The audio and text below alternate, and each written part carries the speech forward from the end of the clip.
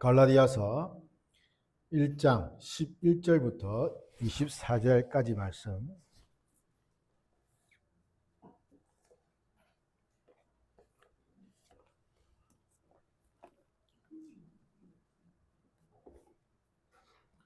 다 찾으신 줄 알고 제가 봉독하도록 하겠습니다. 형제들아, 내가 너희에게 알게 하노니 내가 전한 복음은 사람의 뜻을 따라 된 것이 아니니라. 이는 내가 사람에게서 받은 것도 아니요 배운 것도 아니요 오직 예수 그리스도의 계시로 말미암은 것이라. 내가 이전에 유대교에 있을 때에 행한 일을 너희가 들었거니와 하나님의 교회를 심히 박해하여 멸하고 내가 내 동족 중 여러 연갑자보다 유대교를 지나치게 믿어 내 조상의 전통에 대하여 더욱 열심히 있었으나 그러나 내 어머니의 태로부터 나를 택정하시고 그의 은혜로 나를 부르시니가 그의 아들을 이방에 전하기 위하여 그를 내 속에 나타내시기를 기뻐하셨을 때에 내가 곧 혈육과 의논하지 아니하고 또 나보다 먼저 사도된 자들을 만나려고 예루살렘으로 가지 아니하고 아라비아로 갔다가 다시 다메섹으로 돌아갔노라. 그 후 3년 만에 내가 게바를 방문하려고 예루살렘에 올라가서 그와 함께 15일을 머무는 동안 주의 형제 야고보 외에 다른 사도들을 보지 못하였노라. 보라, 내가 너희에게 쓰는 것은 하나님 앞에서 거짓말이 아니로다. 그 후에 내가 수리아와 길리기아 지방에 이르렀으나 그리스도 안에 있는 유대의 교회들이 나를 얼굴로는 알지 못하고 다만 우리를 박해하던 자가 전에 멸하려던 그 믿음을 지금 전한다 함을 듣고 나로 말미암아 하나님께 영광을 돌리니라. 아멘. 한 사람이 물에 빠져서 허우적거리고 있는데 스스로 벗어나려고 해도 벗어날 수가 없는 상황입니다. 수영을 할 줄 모르기 때문에 더 깊이 물속에 가라앉는데, 근데 구조대원이 물속에 뛰어들어서 그 사람을 건져냅니다. 그 사람이 살아난 것은 수영을 잘해서가 아니라 바로 구조대원이 그를 구해줬기 때문입니다. 우리가 복음이라고 하면 복음, 좋은 소식, 기쁜 소식, 또는 행복한 소식. 그래서 복음이라고 하면은 우리에게 아주 좋은 것을 가져다주는 것이라고 생각을 많이 하기도 합니다. 하지만 복음은 열심히 우리가 살아서 구원을 얻는다라는 것을 말하는 것이 아닙니다. 예수님이 죄인인 우리를 찾아오셔서 우리를 죄 가운데서 건져주신 것이 바로 복음이다라고 말하는 거죠. 그래서 많은 종교들은 찾아가서 위로 올라갈 것을 말합니다. 사람들에게 올라가고 더 열심히 할 것을 계속 강조합니다. 그러면 너희가 구원을 받는다라고 강조하는 거죠. 하지만 복음은 그것이 아니라 하나님이 땅 가운데 내려오셔서 우리를 구원하신다. 직접 인간의 몸을 입으시고 이 땅에 오셔서 우리를 죄로부터 구원하시는 분이시다라는 것을 말씀하시는 거죠. 그래서 복음은 하나님의 아들 곧 예수 그리스도에 관한 모든 것 또는 예수님이 주신 소식을 의미하는 겁니다. 로마서 1장 2절에 보시면 이 복음은 하나님이 선지자를 통하여 그의 아들에 관하여 성경에 미리 약속하신 것이다라고 합니다. 복음은 하나님이 이미 구약시대의 선지자들 통해서 그의 아들에 관하여 성경 가운데 이미 약속하신 것, 그것이 신약에 와서 예수님이 오심으로 그것이 이루어졌다는 것을 말하는 거죠. 복음은 하나님의 아들 예수 그리스도의 것이고 그분에 관한 내용임을 분명히 밝히고 있습니다. 이 복음은 모든 믿는 자들에게 구원을 주시는 하나님의 능력이다라고 또 바울은 말하고 있습니다. 그런데 지난주에도 살펴보았듯이 이 갈라디아 교인들이 이 다른 복음을 듣고 속히 이 복음에서 떠나서 다른 복음을 쫓아갔다라는 것을 바울이 듣고 책망을 합니다. 바울이 전한 복음 외에 인간의 노력과 행위와 어떤 전통 또 절기를 지키는 것, 의식을 지키는 이 모든 것들을 더해야만 구원이 이루어진다라는 이 유대교 거짓 교사들의 그 가르침에 미혹되어 떠나버렸던 거죠. 새로움과 색다름의 시선을 빼앗긴 겁니다. 오늘날에도 사람들의 귀를 즐겁게 하는 그런 말씀들은 많지만 정작 하나님이 빠져있고 예수님이 빠져있고 십자가가 빠져있는 그런 내용이 없는, 정말 들어야 할 그 내용이 없는 복음을 전하는 자들도 있다는 거죠. 그리고 오늘 본문을 통해서 바울이 다시 선언하는 이 참된 복음의 세 가지의 모습, 즉 복음의 기원과 복음의 능력과 복음의 목적을 살펴보고자 합니다. 먼저는 복음의 기원인데 복음은 예수 그리스도의 계시입니다. 복음은 예수 그리스도께 주신 것인데 1절 11절 보시면 내가 너에게 알게 하노니 내가 전한 복음은 사람의 뜻을 따라 된 것이 아니다. 바울이 전한 그 복음은 사람의 뜻을 따라서 전해진 것이 아니라는 것을 강조하는 거죠. 사람의 뜻에 따라서 전해진 것은 바울이 전한 것과 다른 복음입니다.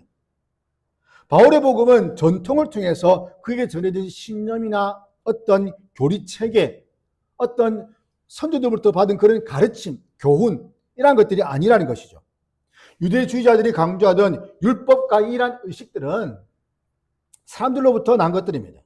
전통은 사람들에게서 난 것들입니다. 이러한 것들은 사람들을 구원할 수가 없습니다. 때문에 바울은 전통을 부정하는 것이 아닙니다. 오히려 이 전통을 따름으로써 구원을 얻을 수 없다는 것을 강조하는 거죠. 전통은 좋죠. 하지만 그 전통을 따른다고 해서 그가 구원받는 것은 아니라는 말입니다. 그래서 바울은 이 복음을 누구로부터 받았는가를 설명하는데 12절처럼 이는 내가 사람에게서 받은 것도 아니요 배운 것도 아니요 오직 예수 그리스도의 계시로 말미암은 것이다. 이 바울의 메시지는 다메섹 도상에서 부활하신 예수님을 직접 만나서 깨달은 얻은 하나님의 메시지라는 겁니다. 믿음의 율법의 행위나 할 일을 다하는 것, 즉 복음의 순성을 훼손하는 이 다른 복음이 아니라 그는 하나님으로부터, 예수님으로부터 직접 받은 것이라고 말씀하시는 거죠. 이 계시라는 것은 하나님께 속한 어떤 지식이 직접 사람에게 전달되는 것을 말해요. 그래서 직통계시, 하나님이 직접 그 사람에게 계시를 주셔서 그것으로 하여금 전하게 만드는 그런 것을 말하는 것인데, 그래서 바울이 말한 것이 다메섹 도상에서 예수를 만나서 예수님이 직접 그 하신 말씀을 그가 들었고 또 보았기 때문에 그가 받은 것다고 말하고 있는 것이죠. 그래서 바울이 전하는 복음을 나의 복음이다라고 부르기도 합니다. 이것은 그에게 독특하게 계시가 되기 때문에 다른 사도들과는 달리, 다른 사도들은 예수님이 살았을 때 만나서 말씀을 듣고 그가 성령께서 깨닫게 하심으로써 전한 것이지만, 그러나 바울은 부활하신 예수님을 통해서 그가 만났기 때문에 아주 독특하게, 특별하게 이 바울이 예수를 만났던 겁니다. 때문에 그것이 나 자신에게는 나의 복음이다라고 말하는 것이죠. 그래서 바울이 말하는 메시지는 자신의 메시지가 아니라 하나님의 메시지고, 자신의 복음이 아니라 하나님의 복음이고, 사람의 말이 아니라 바로 하나님의 말씀이다라고 말하고 있는 거예요. 복음은 예수님의 계시입니다. 그리고 예수님이 가르쳤던 말씀입니다. 때문에 거짓 교사들이 가르쳤던 이 믿음의 율법의 행함, 또 할례를 다하는 것은 복음의 순수성을 훼손하는 것이고, 때문에 하나님의 말씀을 올바르게 선포하는 것이 중요한 것이지, 그 말씀 가운데 자신의 어떤 생각을 끼워 맞추기 식으로 말씀을 끼워 맞추어 나가는, 내가 딱 생각해 놓은 그 틀에다가 하나님 말씀을 끼워 맞추어 나가는 식으로 말씀을 전하는 것은 다른 복음이 되는 것이죠. 오늘날 우리가 믿는 복음은 어떤 것입니까? 주님께로부터 직접 주어진 계시는 아닙니다. 제가 주일 설교를 준비하면서 기도하다가 어떤 직통 계시를 받아서 성경을 덮어두고 말씀을 전한다면 저는 이단이 되는 겁니다. 그는 절대 그 말을 들으면 안 된다는 거죠. 제가 밤에 기도하는데 직통 계시를 받아서 여러분에게 말씀을 전합니다 하면서 성경과 무관한 그런 말씀을 전한다면 그것은 잘못된 것이라는 거죠. 하나님의 계시는 이미 종결되었습니다. 그리고 오늘날 그리스도인들에게는 기록된 하나님의 말씀인 성경이 주어진 것이죠. 그래서 성경 말씀을 읽는 것이 중요하다는 겁니다. 그래서 성경을 하나님의 말씀이라는 것이고, 이 66권의 이 성경을 우리가 변치 않는, 불변하는, 살아있는 능력 있는 하나님의 말씀이라고 우리가 믿고 받아들이는 겁니다. 그래서 이 말씀을 또 주일 강단에서 설교를 통해서 이 말씀을 듣게 되는 거죠. 때문에 설교를 사람이 말하지만, 그러나 사람이 입술을 통해서 선포되는 하나님의 말씀이다라고 듣고 받아들이는 겁니다. 지난주도 예를 들어 말씀드렸지만 위조 지폐를 감별하는 전문가들은 진짜 지폐를 계속 만짐으로써 손에 익히게 됩니다. 진짜 지폐가 어떤 것인지를 손에 익히고, 그럴 때에 진짜 지폐를 세는 중에 어느 하나가 위조 지폐가 걸리게 되면 그것을 뽑아낸다는 거죠. 진짜를 알면 가짜가 자연스럽게 드러난다는 겁니다. 마찬가지로 이단의 가르침을 다 공부할 수가 없습니다. 수많은 이단들이 있는데 그 수많은 이단들 우리가 다 공부한다고 해서 그것을 다 알고 그 이단의 어떤 장단점을 분석하고 그 내용을 연구해서 그들을 비판할 수 있는 것이 아니라는 거예요. 오히려 성경이 말하는 참 복음을 바로 알면 이러한 다른 복음을 자연스럽게 분별할 수 있고 자연스럽게 걸러낼 수가 있다는 말입니다. 그래서 유튜브나 어떤 인터넷에 오는 그런 자극적인 그런 내용들, 요즘 AI가 발달해가지고 길을 걸어가 보면 이 어르신들이 이 유튜브를 틀어놓는데 보면 다 이야기를 들어요. 그 목소리 다 똑같은 목소리입니다. 용도 집에 가니까 저희 아버지 틀어하더라고요. 그 똑같은 목소리로 아주 사람의 마음을 편하게 만드는 그런 목소리로 해서 AI로 틀어서 어떤 사연들을 틀어주는 그런 내용들을 다 듣고 있어요. 그리고 그것을 진짜라고 믿는 분들도 계시더라고요. 그러한 것들을 가까이 하다 보면 그게 진짜로 믿게 되고 그러한 것들을 오히려 더 신뢰하게 되는 그런 일들이 일어날 수 있다는 말입니다. 그런 것들보다 우리가 더 하나님의 말씀을 읽고 배우고 묵상하고 기도해서 정말 성령께서 이 말씀을 깨달아 알 수 있도록 기도하고 하나님 말씀을 더 가까이 하는 것이 중요하다는 거예요. 진짜를 알아야만 가짜를 분별할 수가 있다는 말입니다. 사도행전 17장 10절 보시면 바울과 실라가 베레아로 가서 말씀을 전합니다. 말씀을 전해서 유대인 회당에 들어가서 말씀을 가르치는데 베레아 교인들이 이 데살로니가 교인들보다 더 신사적이다. 더 너그럽고 간절하다. 그래서 그 말씀을 받게 됩니다. 근데 그 말씀을 100%다 수용하는 것이 아닙니다. 왜냐하면 이 바울과 실라라 하면 우리가 정말 대단하게 인정하는 예수님의 사도고 제자인데 그들이 전한 말씀이라 하더라도 하나님의 그 말씀을 통해서 이것이 그런가 하여 말씀을 상고했다 합니다. 상고하다는 것은 조사하다, 면밀히 검토하다. 그러니까 앞에서 선포되는 그 말씀이 진짜인가 정말 맞는가 해서 검토를 하는데 그 기준이 뭔가 하면 바로 하나님의 말씀이라는 거죠. 그들이 가지고 있는 말씀을 가지고 사도 바울이 전한 그 말씀과 대조해서 이것이 말씀에 벗어났는지 그렇지 않은지를 분별한다는 겁니다. 그렇게 하기 위해서 말씀에 대한 지식이 있어야 되는 것이고 말씀에 대한 어떤 내용들을 분명히 알고 있어야만 그것이 진짜인지 아닌지를 분별할 수가 있다는 말입니다. 하나님의 말씀이 모든 분별의 기준이 됩니다. 그래서 말씀을 바르게 공부해야 되는 것이고 또한 설교자는 예배의 설교를 통해서 하나님의 말씀을 바르게 선포해야 되는 거죠. 때문에 설교는 사람의 가르침이 아닙니다. 많은 사람들이 앞에서 목사가 설교를 하니까 이것이 사람의 말이다 라고 생각하고 거기에 대해서 반박을 하고 거기에 대해서 무엇인가 조금 거부하는 어떤 모습들을 보이기가 쉽습니다.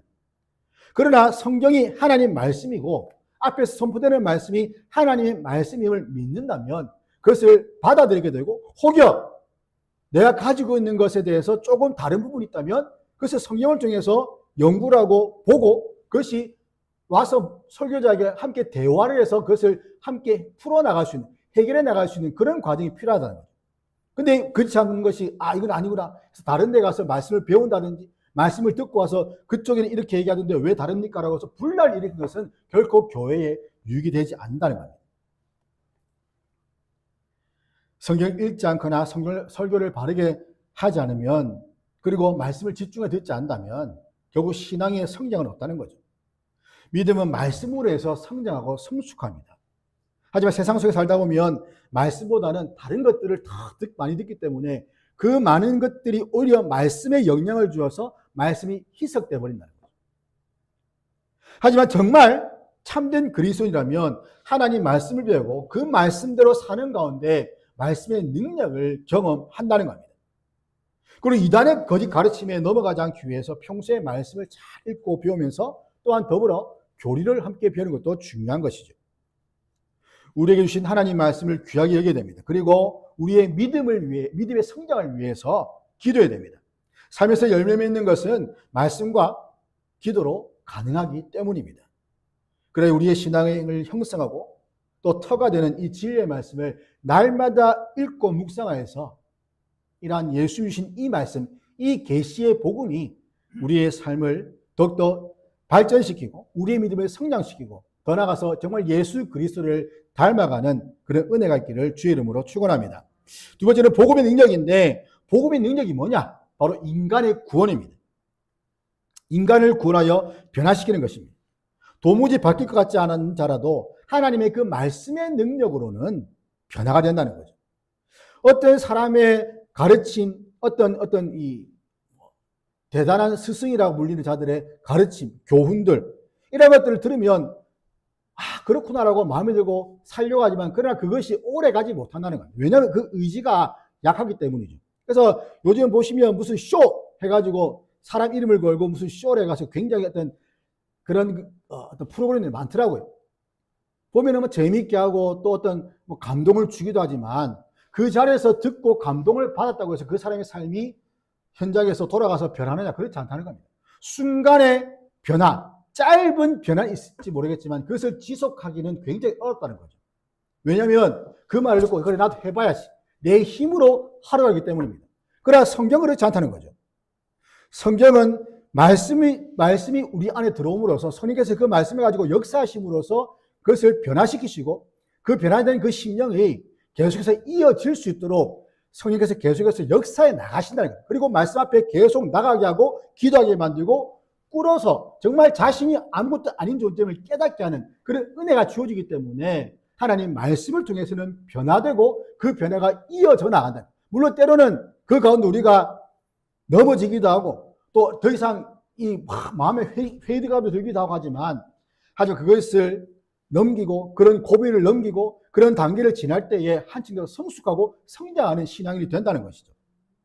자, 바울은 13절 14절에 보시면 자신의 간증을 예로 들었습니다. 도무지 바뀌지 않을 것 같은 사람조차 바꾸는 그것이 뭐냐면 바로 바울 자신이라는 거죠. 유대교에 있었을 때에 하나님의 교회를 심하게 핍박했다. 그리고 멸하던 자다. 멸하다는 것은 단순히 그냥 없애는 것이 아니라 초토화시키는 것을 말합니다.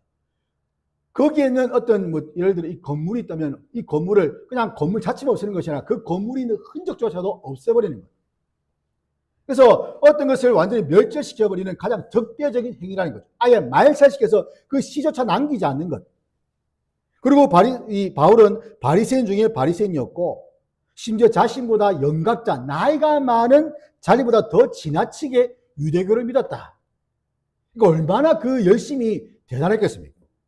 그리고 유대교를 널리 전파해서 왕성하게 했다는 것을 말한 것인데 이 교회를 멸절하고자 하는 것은 유대교를 견고하게 하기 위함이고 널리 전파해서 유대교가 많은 사람들하고 믿도록 하는 그런 일들을 하기 위함이라는 거죠. 그리고 조상의 전통에 대해서 더 열심을 가졌다고 합니다. 이 바울의 광적인 기독교 박해가 바로 이 그의 열광적인 이 종교 생활을 일치한다는 거예요. 내가 기독교인들을 죽여야만 내 종교에 또 열심히 드러난다는 겁니다. 굉장히 잘못된 것이죠. 이슬람교가 지금 그런 거잖아요. 이슬람교가 조금 광적인 이슬람교들은 자폭까지 하면서 해야 우리 이슬람교가 더 많이 전파되고 더 나아진다. 그런 잘못된 생각들, 잘못된 종교 열심들. 열심에 대해서는 그 바울을 따라올 자가 없습니다. 하지만 그 열심의 방향이 잘못되었다는 거죠. 하나님 말씀에 대한 잘못된 이해와 판단으로 하나님의 그 교회를 핍박했다는 겁니다. 사람의 열심은 자칫하면 그 방향을 잘못 잡을 가능성이 매우 크다는 겁니다. 율법은 사람으로 하여금 열심을 내도록 합니다. 외적인 모습을 변화시키기 때문이죠. 행동과 말과 윤리적 도덕적 삶으로 변화시켜 나갑니다. 왜냐하면 율법은 정죄의 기능이 있기 때문에 내가 정죄받지 않기 위해서, 내가 책망받지 않기 위해서 그 삶을 의식적으로 바꾸려 간다는 거죠. 사람은 정죄받는 것이 싫어서, 책망받는 것이 싫어서, 비교당하는 것이 싫어서 억지로라도 그렇게 살려고 노력을 합니다. 그러니까 잔소리나 그런 어떤 말들이 듣기 싫으니까 그렇게 할게 해서 하지만 좀 하다가 또 원래대로 돌아가고.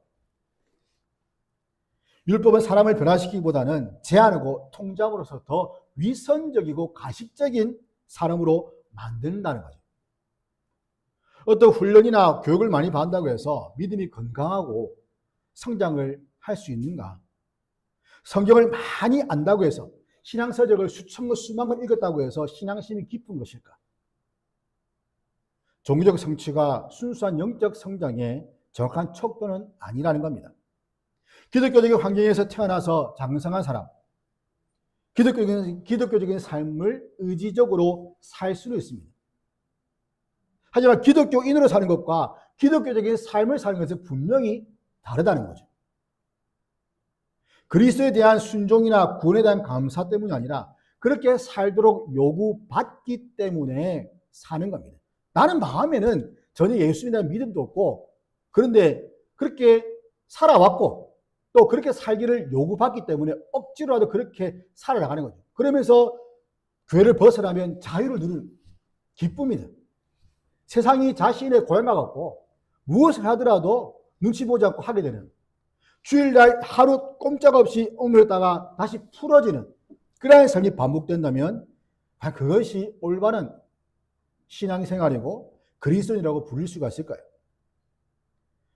성도들의 가정의 자녀들을 보면 마찬가지입니다. 주일에 교회 갈 것을 요구하는 거죠. 우리 한일 형제 신방에서 얘기했는데, 주일 되면 저 어릴 때 아침 9시 반에 시작에 만화를 하거든요.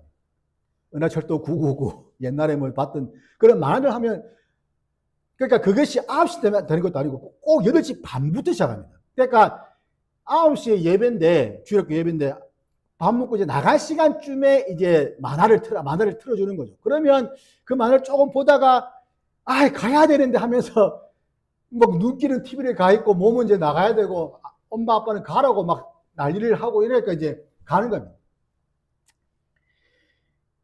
그리고 또 교회 오면 다 이제 그런 어떤 이제 자기가 비슷한 환경에 있는 친구들이 있으니까 그냥 그렇게 사는 거예요. 거기 섞여서 무리도 가고 수련회도 가고 뭐 어디도 가고 많이 다닙니다. 하지만 그렇게 한다고 해서 그 사람이 기독교인이 되느냐, 그리스도인이 되느냐는 아니라는 겁니다. 마음 가운데 주님을 만나지 못했지만 그냥 나는 구원받은 자다라는 그런 말을 들었기 때문에 나는 예수 믿는구나, 나는 구원받았다라는 생각을 가지고 산다는 거죠. 그렇게 믿는다는 겁니다. 주변에 강요나 구욕으로 인해서 참된 믿음이 아닌 그냥 보여주기 위한 그런 믿음을 갖고 사는 그런 성도들이 교회 안에 있다는 것이죠. 그냥 하나님 은혜가 무엇인지도 모른 채 그 은혜를 내가 받고 있다라고 여기는 겁니다. 단순히 어렵고 힘든 상을 벗어나고 싶은 마음으로 예수 믿는 사람도 있을 수 있고, 때문에 강요를 해서는 안 된다는 거죠. 우리 그가 하나님의 은혜를 받기를 기도하고 권면하는 것이 중요한 것이지, 강요를 하다 보면 그것이 결국에는 반발심 때문에 튕겨나간다는 겁니다. 왜냐하면 변화되지 않은 사람에게, 마음 가운데 어떤 부분에서 변화가 되지 않은 사람에게 강요가 되면 반발심밖에 일어나지 않습니다. 오히려 하나님의 은혜를 주셔야만 그 사람이 수그러지고 낮아지고 깨어서 그것이 흡수가 되는 것이지, 살아있는 사람에게는 그것이 먹히지 않는다는 거죠. 위선적으로 변할 가능성이 많다는 겁니다. 하지만 율법과 반대로 복음은 외적인 잘못에서 책망을 하지 않습니다. 눈에 보이는 것보다는 보이지 않는 그 인간의 그 중심 안에 있는 그 죄성을 향하여 복음은 외치는 거죠. 죄성을 지적하여 은혜와 사랑으로 회개하게 만들고 회복하게 만드는 겁니다. 그래서 복음의 능력은 그 누구에게도 적용되는 것이 아니라 하나님의 택함 받은 자들에게 주어지는 하나님의 주권적인 은혜다라는 것을 기억해야 됩니다. 영국의 노예선 선장이었던 존 누천, 이 사람은 수많은 흑인들을 노예로 팔아넘긴 노예 상인입니다. 근데 그가 예수님 만나서 복음을 듣고 예수님 만나서 회심한 후에 자신의 죄를 깨닫고 남은 생애를 복음 전파, 이 노예제 폐지를 위해서 굉장히 노력을 했습니다. 그래서 그가 남긴 찬송이 뭐겠습니까? 어메이징 그레이스, 즉 나 같은 죄인 살리심. 이 찬송가를 지었던 거죠. 사람은 교육으로 행위를 바꿀 수는 있음에도 불구하고 있지만 복음은 그 사람 자체를 바꾼다는 겁니다. 자, 바울이 교회를 세우는 사도가 된 것, 그는 교회를 멸하던 자였습니다. 박해하던 자였습니다. 그럼에도 불구하고 그가 예수님 만나서 복음을 받고 그가 변화된 것은 바로 복음의 능력 때문이다라는 것이죠. 복음의 능력으로 인한 자신의 회심 사건을 기술하는데 15절 16절 보시면, 그러나 내 어머니의 태로부터 나를 택정하시고 그의 은혜로 나를 부르시니가 그의 아들을 이방에 전하기 위하여 그를 내 속에 나타내시기를 기뻐하셨을 때에. 그가 어떤 사람이었습니까? 그는 하나님의 은혜를 받을 자격이 없는 사람이었습니다. 그런데 하나님께서는 이 바울을 사도로서 소명을 어머니의 태로부터 이미 정해 놓으셨다고 말씀하시는 거죠. 바울이 출생하기 이전에 하나님의 계획이 확실하게 시작되었음을 바울이 깨달았던 겁니다. 이런 바울이 하나님께서 사용하실 정도로 자기 조건이 자랑스럽고 그리고 대단하다라고 믿는 것이 아닙니다. 오히려 자신을 사도로 부르신 하나님 은혜에 겸손히 자신을 낮추고 있음을 알 수 있는 거죠. 하나님은 이 사도 바울의 삶을 주관하셨습니다. 그것을 바울이 기대했느냐? 그렇지 않았습니다. 그리고 자격도 없었습니다. 추구하지 않았고 오히려 그거와 대적하였던 거죠. 때문에 바울의 회심은 어떤 조건과 어떠한 형편도 아닌 하나님의 전적인 은혜로 가능했다는 것을 알 수 있는 거죠. 그래서 바울이 고린도전서 15장 10절에서 그러나 내가 나 된 것은 하나님의 은혜로 된 것이다. 그 은혜가 헛되지 않았다. 내가 다른 사도보다 모두 사도보다 더 많이 수고했으나 내가 한 것이 아니라 나와 함께 하신 하나님의 은혜로 된 것이다 라고 고백하는 겁니다. 그 내가 한 것이 아닌 나와 함께 하신 하나님의 은혜로 되었다. 이것이 우리가 해야 할 고백이라는 거죠. 그럼 왜 바울을 택하셨느냐? 바로 복음의 능력을 증가하기 위함인데 바로 그의 아들을 이방에 전하기 위함이다. 사도행전 9장 15절 16절 보시면 이 사람은 내 이름을 이방인과 임금들과 이스라엘 자손들에게 전하기 위하여 택한 나의 그릇이다. 그가 내 이름을 위하여 얼마나 고난을 받아야 할 것을 내가 그에게 보이리라. 바울이 전도여행을 갑니다. 3차인 전도여행까지 갔는데 각 교회들마다 그가 보낸 서신들을 보면 바울이 그 이방인들 가운데 이 복음을 전파해야 되는 자신의 사명을 얼마나 소중하게 여겼고 훌륭히 감당했는가를 알 수가 있는 거죠. 전에 믿었던 그 유대교보다 훨씬 더 열정을 가지고 열심을 가지고 이 복음을 전했습니다. 왜냐하면 바울은 예수님의 그 진짜 복음을 만났기 때문입니다. 그 디모데후서 4장 6절 7절 보시면 전제와 같이 내가 벌써 부어지고 나의 떠날 시각이 가까워도다. 나는 선한 싸움을 싸우고 나의 달려갈 길을 마치고 믿음을 지켰다라고 말하고 있습니다. 이미 자신의 죽음의 때가 가까이 오고 있음을 생각하면서 자신은 복음을 위해서 모든 것들을 다 소비했다. 다 쏟아내었다고 말하는 겁니다. 복음의 능력으로 변화된 바울이 예수님을 위한 삶이 바로 이와 같은 삶이었다. 바울이 열정적으로 복음을 전했던 이유가 바로 예수님을 만났기 때문입니다. 다메섹 도상에서 자신이 핍박했던 그 교회의 머리이신 예수님을 만나서 그분이 참된 메시아이심을 알았기 때문에 즉 예수님 만났던 바울이 만났던 그 예수님이 바로 진짜이기 때문에 바울이 변화가 되었다는 거죠. 지금도 살아계신 주님께서 이 복음의 능력으로 우리의 연약한 믿음을 회복시킬 것을 믿으시기를 바랍니다. 인간의 구원을 위해서 자신의 모든 영광을 다 버리시고 그 비참한 모습으로 이 땅 가운데 오신 그 주님으로 인해서 우리 모두가 다 하나님의 자녀가 되었다는 거죠. 요한복음 20장 17절 보시면 내 아버지 곧 너희 아버지 내 하나님 곧 너희 하나님이라고 말하고 있습니다. 주님의 구원 사역을 위해서 우리는 하나님을 아버지라고 부를 수 있는 자녀의 권세를 우리에게 주셨습니다. 때문에 아버지 하나님에 대한 감사, 기쁨, 순종의 모습이 매 순간 삶 가운데서 나타나는 거죠. 그러니까 아이들에게 조금이라도 무엇인가 잘 해주면 아이들이 감사합니다 인사를 합니다. 아이들에게 얘기하면 아이들이 듣고 순종하기를 바라는 것이 부모의 마음입니다. 그러면 우리의 참 아버지가 되시는 그 하나님께서는 우리의 모습을 보시고 무엇을 요구하시겠습니까? 기뻐하라, 감사하라, 순종하라. 그래서 순종이 제사보다 낫다라는 그 말씀에서 하나님은 우리 삶에서 하나님에 대한 그 말씀의 순종을 기뻐하신다는 것을 우리는 알 수 있는 것이죠. 자, 바울은 회심한 후에 어디로 갔느냐? 예루살렘으로 가지 않았습니다. 도리어 아라비아로 갔다가 다시 다메섹으로 돌아갔다라고 합니다. 부활하신 주님으로부터 이방인 선교라는 그 특별한 명령을 받았기 때문인데 이 복음 전파의 사역은 사도들의 특별한 인증을 필요로 하지 않았다는 거예요. 그러니까 예루살렘으로 가서 사도들로 하여금 검증을 받는 겁니다. 인증을 받는 겁니다. 바울, 당신은 예수님의 사도로 인정되었음을 확인합니다. 도장을 받아서 인증서를 받고 간 것이 아니라는 말입니다. 오히려 나중에 예루살렘을 방문해서 베드로와 주의 형제 야고보를 만났다라고 합니다. 그리고 이 만남이 공적인 만남이 아니라 사적인 만남이었다는 거죠. 무엇을 배우기 위한 만남이 아니었습니다. 오히려 동등한 위치에서 만났음을 말하고 있는 것이죠. 그래서 이것을 볼 때 직분에는 높고 낮음이 없다는 겁니다. 직분에는 선후가 있습니다. 먼저 직분을 받는 자, 뒤에 직분을 받는 자, 선후는 있지만 직분의 높음과 낮음은 없습니다. 이 직분의 선후가 교회의 직분의 높음과 낮음을 의미하는 것이 아니라는 거죠. 교회의 모든 직분들은 동등합니다. 목사가 높고, 장로가 높고, 집사 그 다음이고, 그다음 권사 그 다음이고, 그 다음에 이제 서리사 그 다음이고, 그 다음에 성도 그 다음에 이런 식으로 계급화시킨 것은 바로 이 천주교에서 하는 것이죠.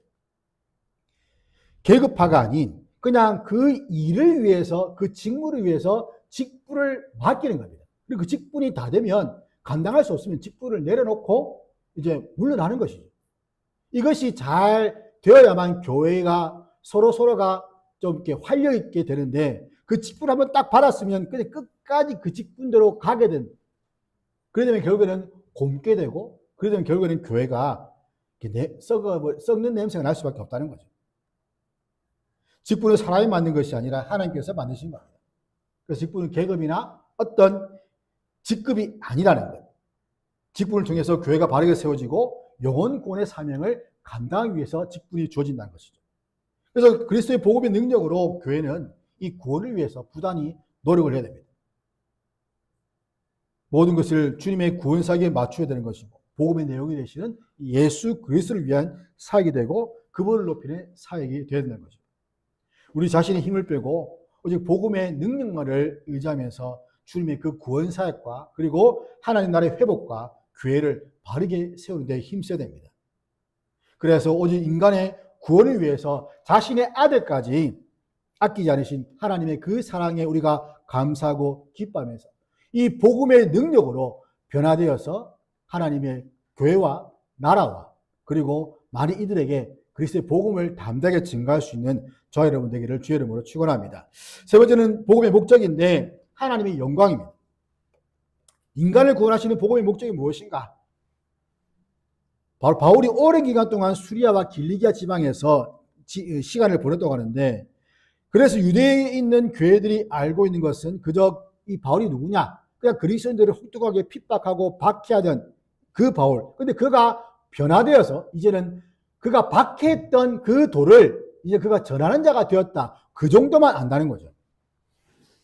이 사실을 알고서 그들이 했던 것이 뭐냐면 바로 하나님께 영광을 돌리는 겁니다. 24절 보시면 나로 말미암아 하나님께 영광을 돌리니라.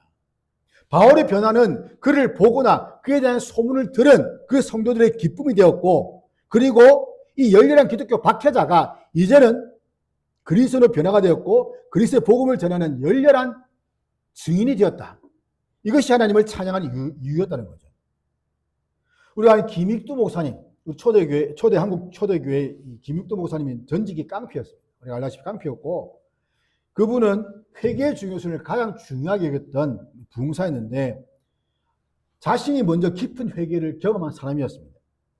그래서 젊은 시절 이 김익두 목사는 아주 성격이 거치고 난폭한 사람이었고 깡패 같은 그런 사람. 그래서 술을 즐기고 싸움을 잘했고 마을 사람들에게 굉장히 두려움의 대상이 되었다는 거죠. 그래서 이 목사님이 회심 후에 자신의 과거에 그가 괴롭혔던 그 사람들을 찾아다니면서 용서를 구했다고 합니다. 또 그가 빚진 것이 있었다면 또 찾아가서 그 빚을 갚고 잘못한 것이 있었다면 공개적으로 사과를 하면서 그 회개의 열매를 맺으려고 했다는 거죠. 이 목사님은 부흥 집회에서 회개는 눈물만 흘리는 것이 아니다. 죄를 버리고 하나님께로 돌아오는 것이다. 라고 외쳤다고 합니다. 우리는 보면 바울과 같이 때로는 이 어떤 김익두 목사님과 같이 어떤 극적인 어떤 이 신앙의 변화, 또 회심, 회개 그런 것들을 경험하고 싶은 마음들이 있지만 그런 모두가 다 그런 경험을 하는 것은 아니라는 거예요.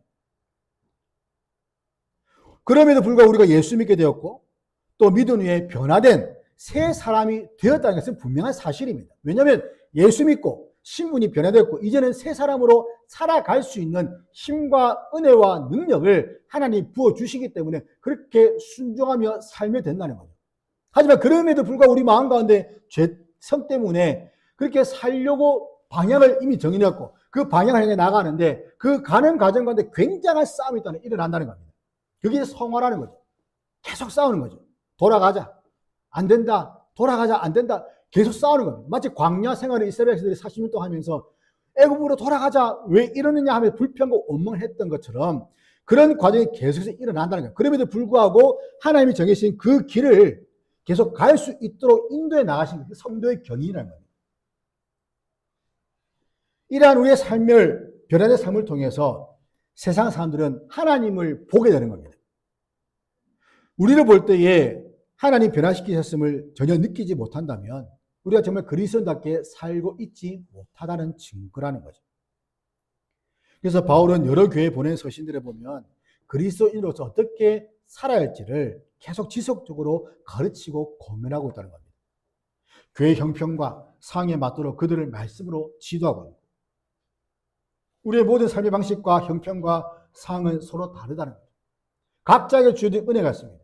각자에게 주어진 말씀이 있습니다. 각자에게 주어진 정말 경험이 있고 여러 가지가 다 다릅니다. 하지만 그 모든 방식과 경험과 그런 것들이 다르다 할지라도 그러나 원리는 절대적이라는 거죠. 바로 하나님의 말씀이라는 겁니다. 삶의 기준이 있는 것과 없는 것의 천지 차이입니다. 그 삶의 기준이 하나님 말씀이 된다면 지혜로운 사람처럼 반석 위에 집을 세운 자로서 바람이 불고 창수가 나더라도 결코 무너지지 않는 신앙생활을 할 수가 있지만 그런 어리석은 자처럼 모래 위에 집을 세운 자처럼 그 말씀을 행하지 않는다면 바람이 불고 창수가 나면 무너짐이 심하게 된다는 거예요.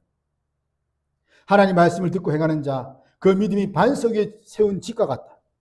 하지만 행하지 않는 자는 모래 위에 세운 집처럼 쉽게 그 삶이 무너진다는 거예요. 그래서 교회에서 쉽게 교회를 떠난다든지 상처를 입는다든지 시험 들었다는 그런 말들을 하는 사람들은 조금 강하게 말씀드리면 말씀을 듣지만 그 말씀으로 살지 않는 자들입니다.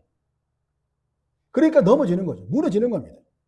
내가 말씀대로 살고 그 말씀의 은혜를 경험하고 능력을 경험한다면 무너질 수가 없다는 거죠. 왜냐하면 아무리 그런 말들을 듣고 내가 공격받는다 하더라도 하나님이 살아계시고 그 말씀의 능력이 이미 나를 바꾸었기 때문에 더 이상 그 말들 가운데 세상의 말들 가운데 받을 것이 없다는 말이에요. 상처를 받을 것도 없고 시험 들 일이 없다는 것이죠. 때로는 흔들릴 수는 있겠지만 무너지지 않는다는 겁니다. 회복할 수 있다는 것이죠. 우리는 말씀을 듣고 행하는 지혜로운 자가 되어야 됩니다.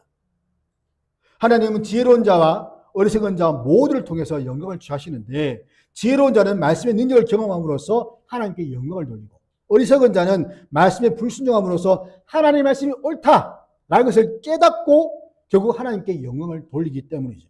그래서 인간의 모든 일들은 다 하나님의 영광과 직결되어 있다는 것을 알 수가 있습니다. 인간의 제일 되는 목적은 우리는 잊어서는 안 됩니다.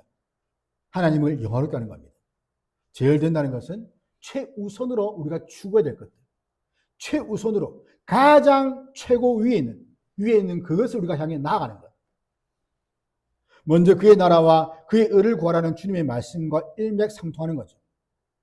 우리의 몸을 거룩한 산 제물로 드려서 하나님께 예배하는 자로 살고 그 예배가 다른 것이 아니라 하나님께 온전히 영광을 돌리는 그런 행위라는 것을 우리가 기억한다면 그 예배 중에 사람이 영광을 취해서는 안 된다는 겁니다. 예배하는 자는 결코 육체를 따라 살지 않고 성령을 따라 사는 것이고 그럴 때에 하나님께 영광을 돌리는 삶이 가능합니다. 복음의 기원은 예수님입니다. 복음의 능력은 인간의 구원이고 변화입니다. 그리고 복음의 목적은 바로 하나님의 영광입니다. 이러한 복음이 바울을 변화시켰고 우리도 변화시키십니다. 복음의 최종 목적은 그냥 나 한 사람 구원받고 천국 가는 것이 아닙니다. 나를 변화시키는 이 복음의 능력으로 하나님께 영광을 돌리는 데까지 나아가야 되는 것이고 그리고 많은 이들을 주님 앞으로 인도하는 그런 일까지 해야 되는 거죠. 때문에 사람의 귀를 즐겁게 하는 다른 복음, 인간의 공로를 섞어버린 변질된 복음을 우리가 듣고 그것을 따라서는 안 됩니다. 분별해야 됩니다. 오직 예수 그리스도의 그 순수한 복음을 굳게 붙들어야 됩니다. 그 복음이 우리의 인격과 삶을 변화시켜서 이 세상 속에서 하나님을 영화롭게 하고 찬양하게 만듭니다. 그러므로 변화된 인격과 삶을 통하여서 온전히 하나님께만 영광을 올려드리는 모든 주의 백성들 되기를 삼위 하나님 이름으로 축원합니다.